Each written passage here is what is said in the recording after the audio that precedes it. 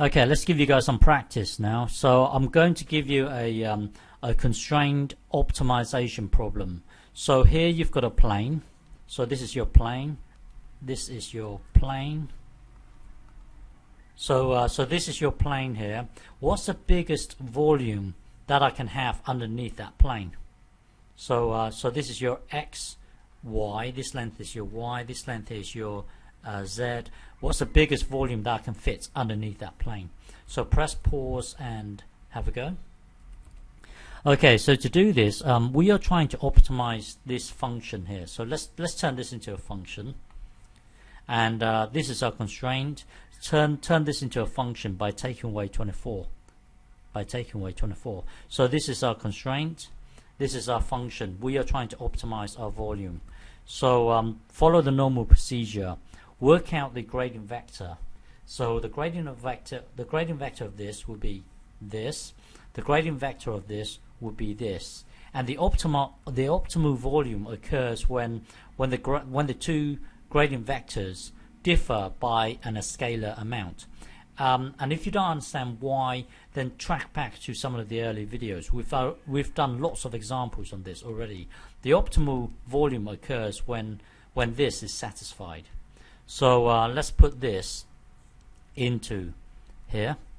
Put this into here. So this whole thing here will then become this. So now we are trying to find x, y, and z, x, y, z, and lambda in such a way that this thing equals this thing.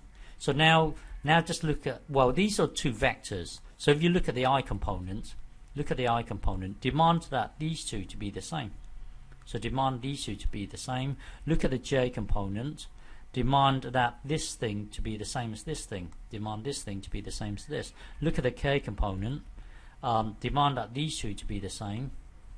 And then this was our given constraint. So you trying to satisfy this is the same as you trying to find x, y, z, and lambda in such a way that all four will be satisfied. Okay, so when you get to this stage here, develop your own way of doing it. Do whichever method you want. Just somehow find x, y, z, and lambda in such a way that all three will be satisfied. Well, you don't really care about a lambda, but just bear in mind that lambda must be a constant. So now use whichever method you want. For me, I'm just going to make lambda the subject. And then now that I've got my lambda, put this into here and put this into here. So that will then take us, so when you put this into here, this thing here will then become this. Put this into here, that will then take us to here. So now hang on. So now tidy this thing up. That will then give you this. Tidy this thing up. That will then give you this. Make y the subject, because hang on. Make y from here. Make y the subject. That will then give us this. And from here, make z the subject. That will then give us this. So now we can put this into here. We can put this into here, and then everything will be in terms of x. So we can solve x. Once we know x, then we can find y from this thing here.